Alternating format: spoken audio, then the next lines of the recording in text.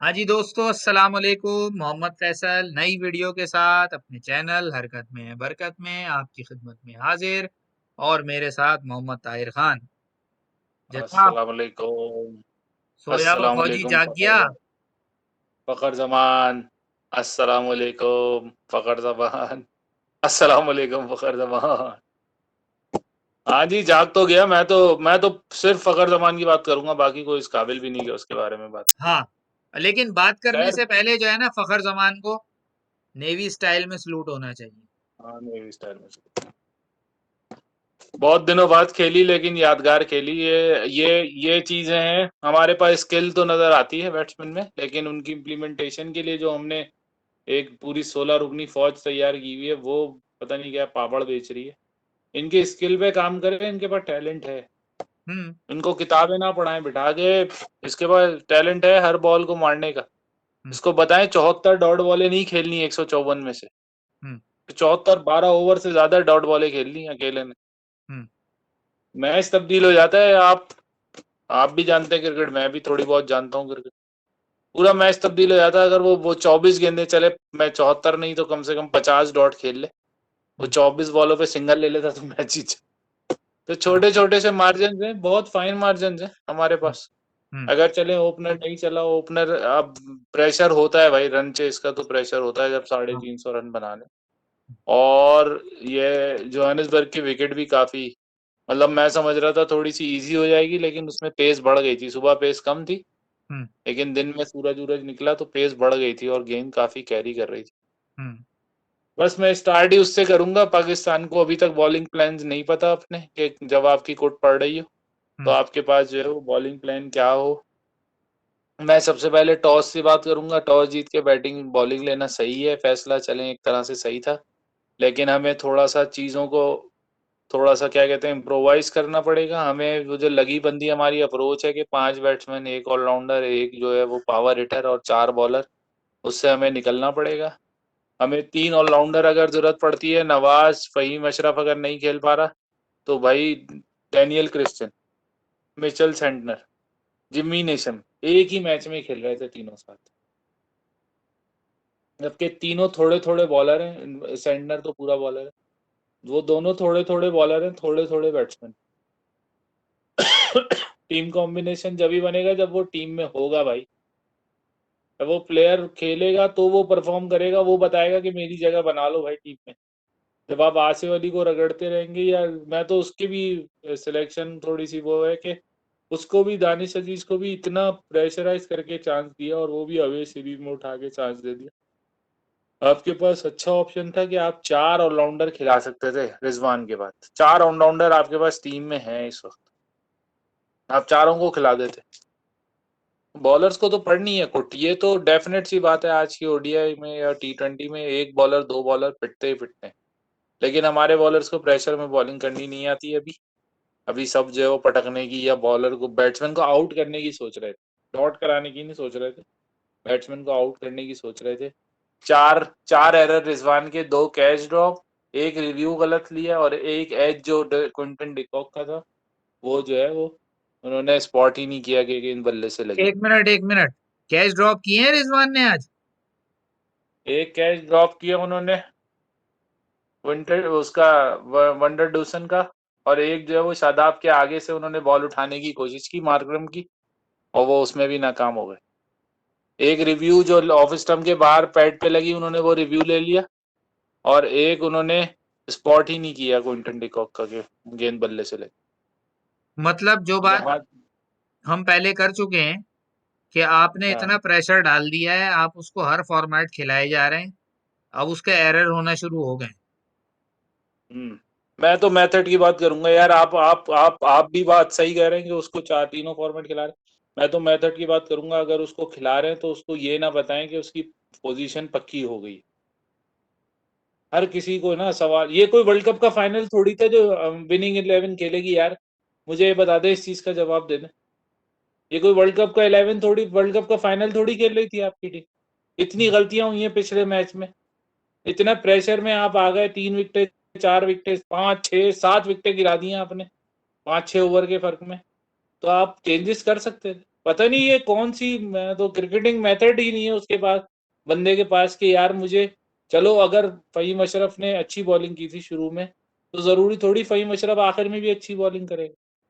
हम्म। आपके पास चांस है, आप ले सकते हो, फखर जमान से 2-3 ओवर और करा दो, जब वो नहीं मार पा रहे उसको, क्या नाम है, दानिश अजीज को नहीं मार पा रहे, तो हम्म। 1-2 ओवर फखर जमान से भी करा दो। क्या जा रहा है, शादाब को यूजलेस को खिलाए चले जा रहे हैं, बॉलिंग उससे करा के पिटवाए चले जा रहे हैं। उसको बोले भाई तू आसिफ अली की जगह बैटिंग कर, 6 नंबर पे एक बॉलर और बढ़ा लो, एक राउंड ऑलराउंडर खिला लो, नवाज को खिला लो, सरफराज को खिला लो, अगर 5वें पे मुसीबत पड़ रही है तुम्हें। कोई मेथड नहीं है ना टीम को जित, वो पिछला मैच भी हम हारे जाते तो 2-0 सीरीज हो गई थी, खत्म हो गई सीरीज। हम्म। इस तरह के हालात चल रहे। बहरहाल बैटिंग की अप्रोच की मैं तो फखर जमान को इसलिए कहूंगा कि भाई देखो, जब तक आप नेक्स्ट स्टेप नहीं लोगे, इसी तरह से एक मैच में चलोगे, 10 मैच में नहीं चलोगे। हम्म। जब तक आप सिंगल ले लेके प्रेशर अपने ऊपर से उतारोगे नहीं, आप इसी तरह से बिल्कुल एक वो जो तुक्का फ्लूक जिसे हम कहते हैं 4 साल पहले वाला, वही करते रहोगे। आप ऐसे नहीं होता भाई, अभी 2 साल पहले आपने डबल 100 मारी थी, उसके बाद आज पहली नोटेबल इनिंग खेली है उसने 2 साल के बाद। इसीलिए आप ड्रॉप होते हैं, क्योंकि आप प्रेशर अपने ऊपर बढ़ाते रहते, सिंगल नहीं लेते, डबल नहीं बनाते। ये चीजें आप लोगों को, प्रोफेशनलिज्म है नहीं ना बेसिकली। अगर प्रोफेशनल होते तो अपनी स्पोर्टिंग जो एबिलिटी है उसको आगे लेके जाते। हाँ, इमाम उल हक ने बयान सही दिया था कि हम लोगों को एंटरटेन कर रहे हैं, लेकिन इंतहाई अनप्रोफेशनल बयान था कि आप 2 विकेटें आपकी गिरी हुई हैं और 8 विकेटें आपकी, 7 विकेटें और गिर गई, इतनी आपने वो कर दी, चेस को इतना बिगाड़ दिया। आप सब करें, खेलें कूदें, एंजॉय करें अपने गेम को, लेकिन ये प्रोफेशनल स्पोर्ट है भाई, इसका जवाब देना है। आपके पास टाइम है पूरा।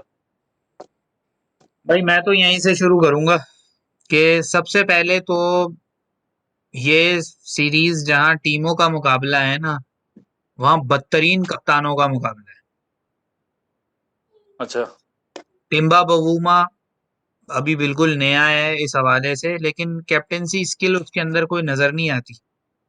पहला मैच भी जो फंसाया था वो नोटिया ने अपनी, वो कहते हैं ना, सिंगल हैंडेडली 4 आउट करके मैच फंसा हम्म। दिया था। ठीक है, फिर आज भी जो बैट्समैन खेल रहे थे उनके, उन्होंने इतने रन बना दिए थे कि हमारे जो, अगेन, जो ऊपर के 3 बैट्समैन जो थे वो नोटिया ने आउट कर दिए। तो 4 आउट हम्म। होने के बाद मैच फंस गया। 4 आउट हो जाने के बाद, और पाकिस्तान जैसी फ्रेजाइल बैटिंग जो कभी भी चेज अच्छा नहीं करती, उसमें आप 17 रन से मैच हारे। हम क्रेडिट फखर जमान से नहीं ले रहे, फखर जमान ने बहुत आउटस्टैंडिंग इनिंग खेली है। हाँ, आउट ऑफ और स्पिन खेला लिटरली उसने। जब मैं देख रहा था फखर जमान को, तो मुझे उसकी, वो कहते हैं ना, उसके स्टाइल में और उसके कॉन्फिडेंस में लग रहा था कि ये सिंगल हैंडेडली मैच जिताने के लिए खेल रहा है और ब्रेव होके खेल रहा है। यानी उसकी इनिंग में मेथड नजर आ रहा था। वो टेल एंडर्स के साथ 5 बॉलें खुद खेलता था और उन 5 बॉलों में 10-12 जितने रन बनाने होते थे वो बनाने की कोशिश करता था, और आखिरी बॉल जो है वो दे देता था टेल एंडर को, ताकि अगला ओवर वो खुद खेल सके। बहुत अरसे बाद, यानी आप समझ लें कि ऐसी इनिंग एक हमने देखी थी जो सरफराज ने आमिर के साथ खेली थी आईसीसी चैंपियंस ट्रॉफी में श्रीलंका के हम्म। खिलाफ।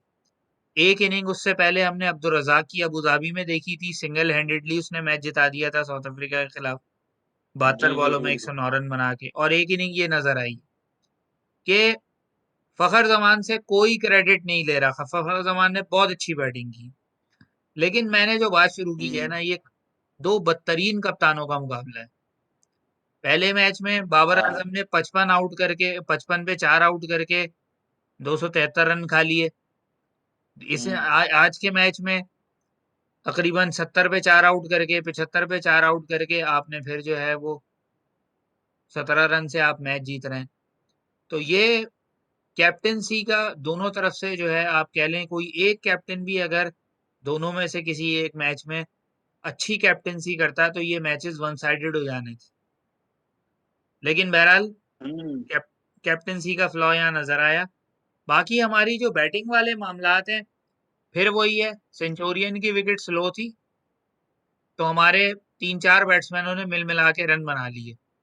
लेकिन वो भी 274 ही बनाए, 300 या उससे आगे की तो कहानी नहीं थी। यहाँ विकेट हम्म। में थोड़ा पेस था, तो आप देख लें कि हमारा कोई बैट्समैन जो है वो, उसने अप्लाई करने की कोशिश नहीं की। और अकेले नौटिया ने 3 ऊपर से आउट कर दिए। ठीक है, तो जो हम एक खुशफहमी में बैठे हुए हैं ना कि जी हमारे पास मिडिल ऑर्डर में रिजवान और हमारे पास और दूसरे जो प्लेयर हैं, आसिफ अली की तो खैर मैं बात ही नहीं करना चाहता, वो तो आउटराइटली पर्ची है। ठीक है, लेकिन जिस तरह आपके वो प्लेयर जो अपने होम ग्राउंड पे रन करते आए हैं, दानिश अजीज की भी मैं बात नहीं करूंगा, रमीज ने बड़ी अच्छी स्टेटमेंट दी, दानिश अजीज को पुअर चैप कहा उसने, कि उस बेचारे को पता ही नहीं है पाकिस्तान में जो विकेटें होती हैं कि इतना बाउंस भी कोई चीज होती है। ठीक है ना, बहुत अच्छी लगी मुझे उसकी ये बात। तो ले दे के जो बात आ गई वो उन लोगों के ऊपर आ गई जो आपको अभी पिछले कई मैचेस जिताते आए हैं अपने होम कंडीशंस के अंदर। तो उनको जब इस कंडीशन में टेस्ट किया गया तो नजर आ गया सामने कि भाई जहां विकेट में थोड़ा सा बाउंस होगा, आपके जो लोकल कंडीशंस में खेलने वाले प्लेयर हैं इनको प्रॉब्लम होगी। और वो नजर आया कि जी हमारे जो सर डोनाल्ड रिजवान ब्रैडमैन जो हैं वो जीरो पे ही आउट हो गए। उसके अलावा जो है वो सर आसिफ रिचर्ड्स जो हैं वो तकरीबन 21 22 24 बॉलें खेले, उसके बाद वो भी आउट होके चले गए। 27 उनको पावर 27 हिटर में। के तौर पे हम्म, हमने रखा हुआ है। तो हम्म, ये वो कहते हैं ना ये कंपनी नहीं चलेगी इस तरह से।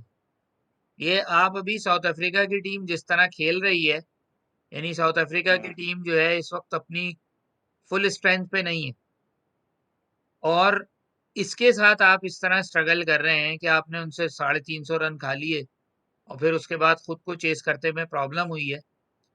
तो ये जरा सी बेहतर टीम इनके सामने आएगी और इनका इससे ज्यादा बुरा हाल होगा।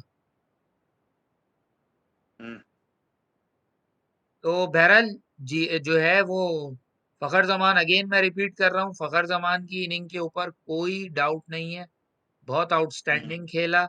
और मुझे काफी अरसे बाद ये लगा और मैं एक लम्हे को ये सोचने पे मजबूर हो गया कि इस टीम को जो वर्ल्ड कप में 5वें नंबर पे फिनिश की थी, उसके बाद वनडे जब वो कप्तान हटाया गया, सारे काम किए गए, कोचेस बदले गए, ये सारे काम किए गए, तो मैं इस सवाल पे दोबारा मेरे जहन में ये सवाल आया कि ये फखर और इमाम, ये वनडे की वो जोड़ी है, इसको छेड़ने की जरूरत क्या थी? प्रॉब्लम तो हमारे मिडिल ऑर्डर में थी, मिडिल ऑर्डर नहीं चला, इस वजह से हम वर्ल्ड कप नहीं जीते। मिडिल ऑर्डर में हम शोएब मलिक को खिला रहे थे, हम हफीज को खिला रहे थे, हम आसिफ अली सर रिचर्ड्स को खिला रहे थे, इनमें से किसी ने मिडिल ऑर्डर में कुछ नहीं किया, हम नहीं जीते। मिडिल ऑर्डर में पूरा वर्ल्ड कप हारिस सोहेल, फवाद आलम, इस तरह के मिडिल ऑर्डर बैट्समैन खेलते तो हम जीत जाते, एक मैच तो जीतना था सेमीफाइनल खेलने के लिए। तो मिडिल ऑर्डर में प्रॉब्लम भाई थी, वो प्रॉब्लम अभी भी है। हमने ओपनर निकाल दिए, क्यों? क्योंकि वो ओपनर मिकी आर्थर ने ढूंढे थे, वो टीम कॉम्बिनेशन सरफराज का बनाया हुआ था, लिहाजा जब उनको निकाला तो उनको कॉम्बिनेशन भी निकाल दिया। आखिर में घूम फिर के आप वहीं आए ना। अब ये दो ओपनर जो असल में खेले हैं, पहले मैच में आप कह लें कि अच्छा कंट्रीब्यूशन इमाम दे गया, आज के मैच में सिंगल हैंडेडली ऑलमोस्ट मैच जिताने वाली इनिंग जो है वो फखर जमान खेल गया। और कोई ओपनर बताएं मुझे जो वनडे में जिसने आउटराइटली ऑन एंड ऑफ ही कोई ऐसी परफॉर्मेंसेस दी हो। क्या प्रॉब्लम पता है क्या, मैं तो हर कंडीशन का ओपनर ढूंढना भी आसान नहीं होता ना यार। हम्म, फखर का बैकफुट का बिल्कुल भी प्ले मतलब खेल नहीं है उसका, लेकिन साउथ अफ्रीका की विकेट्स ऐसी हैं, आपको बैकफुट का प्लेयर चाहिए होता। अगर आप अपनी वीकनेस को उसको छुपाना चाहते हो तो फिर आप क्या करते हो, आप अटैकिंग ऑप्शन इस्तेमाल करते हो कि यार जो गेंद है जहां भी पड़ रही है मैं उसको जितना अच्छा अपनी कलाइयां इस्तेमाल कर लूं, या मैं बॉल को जो है अगर बहुत ऊंची है तो मैं उसको अपर कट मार लूं, या अगर बहुत ज्यादा गेंद स्विंग हो रही है तो मैं आगे दो दो कदम आगे खड़ा होकर खेल लूं ताकि एलबीडब्ल्यू के चांसेस चले जाएं। मतलब आप कुछ ना कुछ करते हो। वंडर डसन ने आज इनिंग खेल के ये बताया कि मैं तो मिसबा की भाई अप्रोच पे जाऊंगा, मेरा तो अब लेना देना कोई नहीं है बीच से क्या हुआ। चौथे नंबर पे वंडर डसन आया, 37 बॉलों में 50 बना दिए। 5वें नंबर पे मिलर आया, 27 बॉलों में 50 बना दिए। आप अपने पूरे सेटअप में जो 35 40 लेके गए हैं या जो यहाँ पर है उनमें बता दें कोई ऐसा प्लेयर हो, प्रूवन ना हो, उसने प्रूव ना किया हो, लेकिन कोई ऐसा प्लेयर हो जिसके अंदर पोटेंशियल हो इतनी बॉलों में इतने रन बनाने का, पहली बैटिंग करते हुए जब प्रेशर कम होता है। दूसरी इनिंग में तो चले हर किसी के हाथ पैर फूट जाते हैं, चेजिंग हमारा कभी वो नहीं।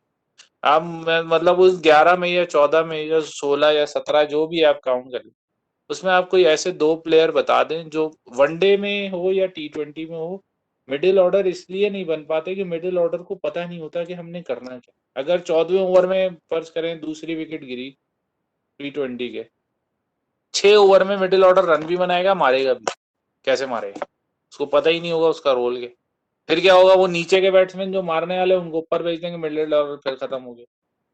वनडे में दूसरी सिचुएशन, अब 2 विकेटें पाकिस्तान की गिर चुकी थी, बाबर भी आउट हो गया, इमाम भी आउट हो गया, और रिजवान भी आउट हो गया। तकरीबन एक 3 ही ओवर से 70 के करीब ही 3 आउट हो गए थे।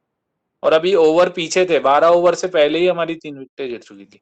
यानी अब 38 ओवर खेलने हैं, और कौन आएगा, आसिफ अली आएगा, शादाब आएगा, और दानिश अजीज आएगा। अब आप इनमें से बता दें किस पे आप अपने पैसे लगाएंगे कि यार ये 3 में से कोई एक जो है कम से कम 20 ओवर खेल के 100 की पार्टनरशिप बना दे फखर जमान के साथ। कोई था उनमें? कोई भी नहीं था। तो यानी आपके पास, आप कहाँ है मेथड, बता दे। मैं तो मेथड का सवाल करता हूँ। आपके पास कोई कोई थिंकिंग थी कि यार मैंने दानिश अजीज को डेब्यू तो करा दिया, लेकिन उसको इतने प्रेशर सिचुएशन में भेजने की जरूरत है? आप उसके कैरियर से खेल रहे हो पहली बार। या तो उसको एक प्रॉपर प्रोडक्ट लेकर आओ टीम में कि भाई वो तैयार हो सब कामों के लिए। अगर उसको बॉलिंग दी जा रही है वो बॉलिंग करे, अगर उसको मुश्किल जगह पे फील्डिंग करे दी जा रही है वो फील्डिंग करे। क्योंकि ये शादाब को इतना ही क्यों इंपॉर्टेंस देते हैं, ये इसलिए देते हैं कि भाई थोड़ी बहुत बॉलिंग कर लेता है, थोड़ी बहुत बैटिंग कर लेता है, और फील्डिंग भी कर लेता है। तो जहां जिस पोजीशन पे दानिश अजीज खेल रहा है वहां पे अब मिसबा अपने दौर के हिसाब से चला रहा है। सिर्फ बैटिंग आती थी, वो भी इतनी घटिया सुस्त बैटिंग के वो ना मैच को जितवा सकती थी, ना मैच की सिचुएशन कुछ बना सकती थी। फील्डिंग कर रहे हैं खड़े हुए, अपने सर पकड़ गई हूँ, हाथ पे सर पे कैप रखा हुआ, बस। इससे ज्यादा उनके पास कोई अप्रोच नहीं थी। तो उन्होंने करा क्या टीम के लिए, वही चाह रहे हैं कि वो 2021 में भी वही टीम चलाएं जो 2010 में उन्होंने चलानी शुरू की थी। गधे की तरह उन्होंने हाँक के टीम चलाई थी। कोई कॉम्बिनेशन नहीं था, कोई ऑलराउंडर नहीं था, कोई स्पिन बॉलिंग ऑप्शन नहीं था, कोई spinning bowling all rounder, fast bowling all rounder, openers, middle order, कुछ नहीं था जब मिसबा गए। तो यही होगा जब मिसबा कोचिंग छोड़ के जाएंगे। बस कर पगले, रुलाएगा क्या। मेरे तो दिमाग खराब हो गया जब आप मतलब सिचुएशन बेस्ड अगर आप देखें। 38 ओवर मैंने आपको बताया ना, 38 से ज्यादा ओवर थे जब पाकिस्तान की 3 विकेटें गिरी। 38 से ज्यादा ओवर थे, आपके पास कोई ऐसा बैट्समैन होना चाहिए था ना यार। हम्म। मतलब आप मैच के दौरान तो कोई तब्दीली नहीं कर सकते ना 11 में। कम से हाँ। कम आप प्लेयर जो खिला रहे हो उनको बताओ तो यार कि भाई आपका मकसद ये है। अगर फर्ज करो जल्दी विकेटें गिर जाती हैं तो आपने मारना है, वो रोकना है। अब अगर देर से विकेटें गिरती हैं तो आपने मारना है। वनडे डोसन को पता था 200 150 रन पहले ही बन चुके हैं, आके बस मुझे मारना है। उसने चांस लिया, हम्म। पुट। मिलर को तो आप कह सकते हैं, लेकिन वनडे डोसन का इसलिए मैं बार बार तस्करा कर रहा हूँ कि उसको माइक हेजमैन कह रहा था स्लो स्टार्टर है, ये 25-30 बॉलें लेगा, 10-12 रन बनाए। 37 बॉल में सेंचुरी बना दी। खैर, देखते हैं थर्ड ओडीआई में क्या होता थर्ड ओडीआई में तो अगेन फिर वो ये 5 प्लेयर निकल जाएंगे इनके। है। अबे भाई उनको छोड़ो, अपनी बर्बादी देखो। नहीं, मैं 5 प्लेयर असल में निकल। मसला ये है, उनके पास भी बेंच स्ट्रेंथ इतनी नहीं है ना, तो शायद ये बेनिफिट इनको पहुंच जाए, अनड्यू जब बेनिफिट। मैं तो चाह रहा हूँ ना कि आपको, मतलब जैसे मैंने ये सोचा यार, ये मैंने कहीं पढ़ा नहीं है, ये मैं मैच के दौरान सोच रहा था जब मैं मैच देख रहा था कि यार हमारे पास क्या इतने, हम इतनी कोई क्या, कोई हमारे पास कोई सोने के कान में मिलेंगे क्या ऑलराउंडर, जो हमारे पास ऑलराउंडर नहीं है खिलाने के लिए। आमिर यामीन को पिछला दौरा कराया, बिठाया रखा, भगा दिया उसको। अनवर अली को चांस नहीं दे रहे। नवाज है अभी लाइनअप में, हसन अली है, अब मुझे लगता है ये दोनों ही खेल लेंगे अगला, और आसिफ अली को बिठा देंगे। और हमारे लेकिन साबिका कप्तान जो है वही करते रहेंगे जो वो पहले कर अब तक करते आए हैं, वो ऑरेंज वो ही जर्सी वो पहन नहीं, के पानी पिलाते उसको रहेंगे। वो, भाई उसको वो हुब्बुल वतनी है ना, उसके लिए गाली बना देंगे। बता रहा हूँ ना, वो इंग्लैंड में जो एक दफा वो शूज किसी के लेके गया था, तो हम्म। लोगों ने काफी क्रिटिसाइज किया था ना, तो मिसबा ने उसको दिमाग में रख लिया कि इसी तरह से ही जलील करूंगा मैं। बाकी आप तकब्बुराना अंदाज और एक वो जो शाहाना अंदाज है हमारे कोचिस का, वो देख लें कि कोई यंग प्लेयर या जिसकी नेक्स्ट बैटिंग आने वाली है उसको साथ बिठा के कुछ समझाना, कोई बात करना उससे कि यार वो फील कैसा कर रहा है। इयोन मॉर्गन की मैं एग्जांपल दूंगा, पूरे न्यूज इंडिया के टूर में जो बैट्समैन नेक्स्ट जाना होता था ना बैटिंग के लिए, जब तक वो खुद नहीं जाता था बैटिंग, वो उसके साथ बैठा हुआ नजर आता। कैमरा उसको देखता था, वो उसके साथ बैठा हो, चाहे गप्पे मार रहा हो, लेकिन गप्पे मारने से क्या होगा, वो उसको रिलैक्स कर सकता। हम्म। आपके पास कैप्टनसी ये थोड़ी कि आपने वहां जाके सिर्फ बॉलिंग करवानी है, फील्डिंग प्लेसमेंट। कैप्टनसी एक माइंड सेट का नाम है, जो कि माजरत के साथ किंग बाबर अभी सीख रहे हैं भाई, अभी सीखने का अमल जारी है। और जरूरी इसीलिए थोड़ी मैं है कि मैं अगर वो बैट्समैन बहुत अच्छे हैं तो कैप्टन भी बहुत अच्छे होंगे। भाई मैं गुस्ताखी नहीं कर सकता, पीछे लग जाएंगे सारे किंग बाबर का कवर ड्राइव वाले। हाँ, ये बात तो है। मैं भी माजरत गुस्ताखी नहीं चाहता कर सकता। चले, बहुत सही है, खैर है, इतना चले ही जी, रखते हैं फिर इंशाल्लाह। इंशाल्लाह तीसरी वीडियो के साथ मिलते हैं तीसरे मैच के बाद। और थर्ड ओडीआई वेनेसडे को है, 7 बजे, 7 तारीख को। उसका रिव्यू जो है ना, वो इंशाल्लाह लाइव करेंगे। पहले से अनाउंस कर रहा हूँ मैं, इंशाल्लाह हम्म। लाइव करेंगे। जैसे ही मैच खत्म होगा लाइव करेंगे। ठीक है। Okay boss. चलें, ओके।